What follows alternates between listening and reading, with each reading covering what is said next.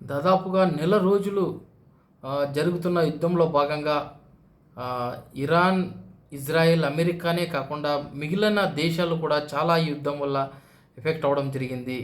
చమురుకు సంబంధించిన పదార్థాలు హర్ముజ్ జలసంధి ద్వారా రావాల్సి ఉండగా, హర్ముజ్ జలసంధి పూర్తిగా ఇరాన్ ఆధీనంలో ఉండగా, ఇరాన్ హర్ముజ్ జలసంధి రాకపోకలపైన నిర్బంధం విధించగా, చాలా దేశాలు కూడా జలసంధి ద్వారా వచ్చే వాళ్ళకు చమురుకు సంబంధించిన పదార్థాలు అయితేనేమి, మిగతా ఫుడ్కి సంబంధించిన పదార్థాలు అయితేనేమి, అక్కడి నుంచి ఎగుమతులు దిగుమతులకు సంబంధించిన నౌకలన్నీ కూడా చాలా దేశాలకు చెందిన నౌకలు అక్కడ అక్కడ స్టాప్ అవడం జరిగింది.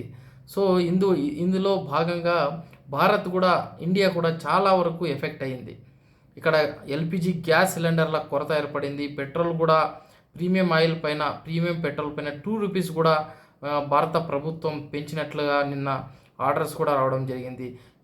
ఈ పరిస్థితి ఇలాగే కొనసాగితే డెఫినెట్గా ఇండియాలో పెట్రోల్ 10 to 15 రూపీస్ పెరిగే అవకాశం ఉంది అంటూ కూడా విశ్లేషకులు చెప్తా ఉన్నారు. అంతేకాకుండా ఎల్పిజి సిలిండర్లు కూడా చాలా తీవ్రత ఉండడంతో, కరువు ఉండడంతో చాలామంది హోటల్ యజమానులు తమ హోటల్ను కూడా బంద్ చేసుకునే పరిస్థితి అయితే ఏర్పడింది. అయితే తాజాగా ఇరాన్ అధ్యక్షుడు మసౌద్ పెజెష్కియాన్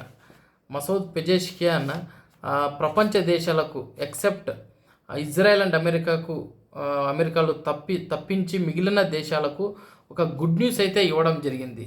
అది ఏంటంటే, మాపైన దాడి చేసే దేశాలను మినహాయించి మిగతా వాళ్ళందరూ కూడా మిగతా దేశాలకు సంబంధించిన నౌకలను హర్ముజ్ జలసంధి ద్వారా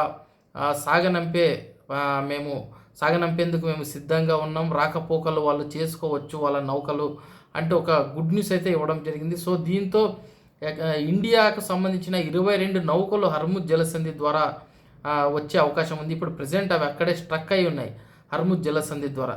సో ఈ 22 నౌకలు ఇండియాకు వస్తే నిజంగా మనకు పెట్రోల్కి సంబంధించిన ప్రాబ్లమ్స్ అయితేనేమి, ఎల్పిజి గ్యాస్ సిలిండర్కి సంబంధించిన ప్రాబ్లం అయితేనేమి అన్నీ కూడా క్లియర్ అయ్యే అవకాశం చాలా స్పష్టంగా కనిపిస్తోంది.